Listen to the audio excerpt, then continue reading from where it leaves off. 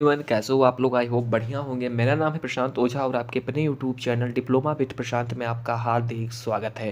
दोस्तों, आज की हमारी टॉपिक है कि जिन बच्चों की इस बार बैक आई है वो बच्चे रीचेक का फॉर्म फिल कर चुके हैं। ठीक है, तो वो लोग परेशान है, पैनिक है, मेरे पास कॉल कर रहे हैं कि सर क्या मेरी बैक क्लियर होगी। जी हाँ दोस्तों, आपने बिल्कुल सही सुना। आज की हमारी टॉपिक है कि किन बच्चों की बैक क्लियर हो सकती है। आज मैं एक आंकड़ा आपको बताऊंगा। ठीक है, कुछ बच्चों का मैं रिजल्ट भी चेक करूंगा कि जिन बच्चों की क्लियर हो सकती है, नहीं हो सकती है, कैसे क्या आपको अब आगे करना है। ठीक है, सब कुछ बताऊंगा मैं आपको। बट उससे पहले आपसे रिक्वेस्ट है कि अगर आपने हमारे व्हाट्सएप ग्रुप को अभी तक ज्वाइन नहीं किए हो, ठीक है, तो कर लो भाई। उसकी जो लिंक है वो डिस्क्रिप्शन बॉक्स में अवेलेबल है। ठीक है, वहाँ पर करीब 1000 ज़्यादा बच्चे ज्वाइन हैं।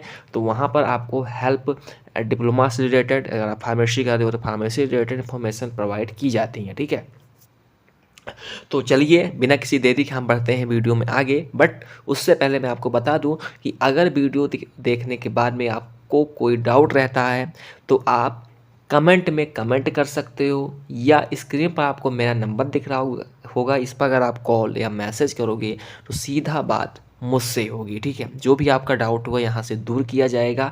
ठीक है, ये भाई आपके साथ कदम से कदम मिलाकर चलेगा। ऐसा नहीं है कि आप डिप्लोमा कर रहे हो, आपके साथ कोई नहीं है, या जितनी भी हम भी हमारी बहनें हैं वो डिप्लोमा कर रही हैं, उनके साथ में ये भाई हमेशा खड़ा है। ठीक है, तो भाई आप लोग मेरा सपोर्ट करो, मैं आपका सपोर्ट करूँगा हमेशा। चलिए बिना किसी देरी के वीडियो में बढ़ते हैं आगे। तो यहाँ पर एक स्टूडेंट ने हमारे पास अपनी मार्कशीट भेजी और वो बच्चा मेरे से कह रहा था सर क्या मेरा बैक क्लियर होगा। तो इन भाई का यहाँ पर टोटल 2 बैक है। ठीक है, 2 बैक है इनकी। तो क्या इनकी बैक क्लियर होगी, तो मैं आपको एक मोटा मोटा आंकड़ा बताऊंगा। ऐसा नहीं है कि मैं सबकी मार्कशीट देखकर बताऊंगा कि आपका क्लियर हो जाएगा, ऐसा नहीं बताऊंगा आपको। ठीक है, बट एक मैं आपको इशारा दूंगा, अगर आप थोड़ा इस पर माइंड लगाओगे ना तो आपको समझ में आ जाएगा। ठीक है, इन भाई की जो है 2 बैक हैं। एक बैक है इनकी प्रोग्रामिंग यूजिंग सी में। ठीक है, इनका 5th सेमेस्टर है, इलेक्ट्रॉनिक्स ब्रांच है इनकी। ठीक है, और एक है इनका micro processor and peripheral devices, इनका कोई सब्जेक्ट रहा होगा। तो मेरे हिसाब से इनका थ्योरिकल सब्जेक्ट है दोनों का दोनों। ठीक है, तो मैं आपको बताने जा रहा हूँ किन बच्चों की क्लियर होगी। सपोज करो अगर आपका यहाँ पर मैं बता दे रहा हूँ आपको यहाँ पर, अगर आपकी थ्योरी सब्जेक्ट में, थ्योरी सब्जेक्ट क्या होते हैं और कोर सब्जेक्ट क्या होते हैं और प्रैक्टिकली सब्जेक्ट क्या होते हैं, 3 सब्जेक्ट होते हैं। अगर आप डिप्लोमा कर रहे हो तो ये 3 सब्जेक्ट आपको जानना ज़रूरी है। प्रैक्टिकली सब्जेक्ट क्या होते हैं मैं आपको पहले बता दूं। प्रैक्टिकली सब्जेक्ट आपका हो गया मैथ, इंजीनियरिंग, ड्राइंग। जो ये सब्जेक्ट हैं उनको हम प्रैक्टिकली सब्जेक्ट कहते हैं। ठीक है, थ्योरिकल सब्जेक्ट क्या है, थ्योरिकल सब्जेक्ट आपका हो गया फिजिक्स, केमिस्ट्री, या ऐसा सब्जेक्ट आपका ईएम हो गया।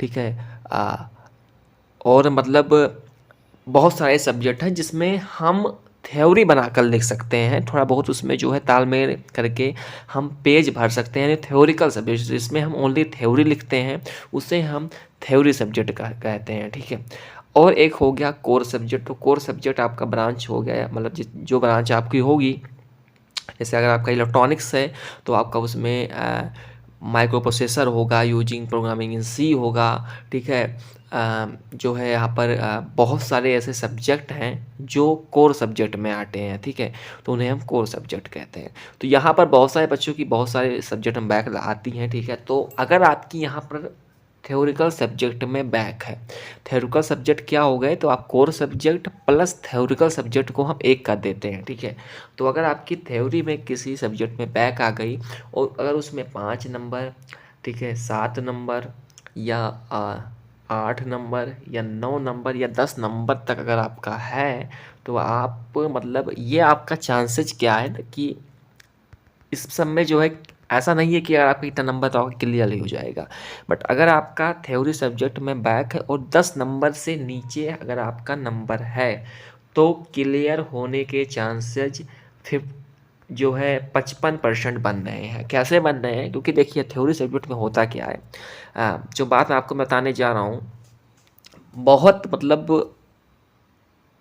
अंदर की बात है, कोई बताएगा नहीं आपको। ठीक है, सपोज करो आप टीचर हो, ठीक है, आप बीटीओपी बोर्ड में कार्यरत हो, आपको कॉपी चेक करने को दी जाती है। तो एक कॉपी की जो भी 30-40 रुपये देता हो बोर्ड, ठीक है, तो आपने पूरा पेज इसमें मतलब ऐसे भर रखा है, ठीक है, पेज आपने पूरा भर रखा है, तो आपकी राइटिंग सही है या नहीं सही वो आपके ऊपर निर्भर करता है, ठीक है। तो अगर मेरे को चेक करना होगा तो मैं एक ऊपर की लाइन पढ़ लूँगा और कहूँगा ठीक है बच्चा लिखा है, कर दे दो, 1-2 नंबर दे दो, ठीक है। तो होता क्या है इसमें कि अगर आपकी थ्योरी सब्जेक्ट में बैक है तो क्लियर होने के चांसेस ज़्यादा हैं, ठीक है।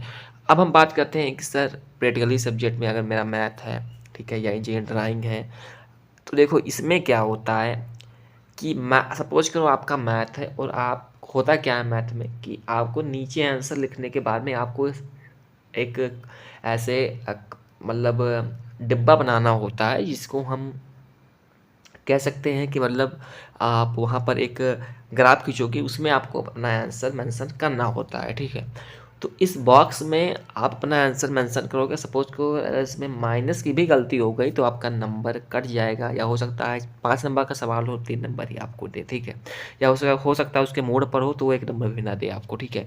तो उसकी निगाह सबसे पहले जो है आपके स्टेप पर जाती है मैथ में, और फिर उसके बाद आपके आंसर पर जाती है, ठीक है। अगर आपका 1-2 स्टेप सही है तो हो सकता है आपको 1-2 नंबर उसमें दे दे, या हो सकता है ना दे, उसके माइंड पर रहता है, ठीक है।